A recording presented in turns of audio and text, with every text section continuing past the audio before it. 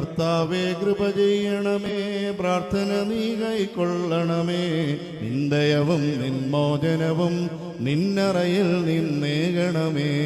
എന്നുടയോനെ സന്നിധിയിൽ നിദ്ര തെളിഞ്ഞിന്നീ അടിയാർ വന്നുണർവോടെ നിൽപ്പതിനാൽ ഉന്നതനെ നീ കൃപ ചെയ്യുക.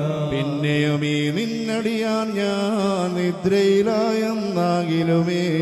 എന്റെ ഉറക്കം സന്നിധിയിൽ ദോഷം കൂടാതാകണമേ.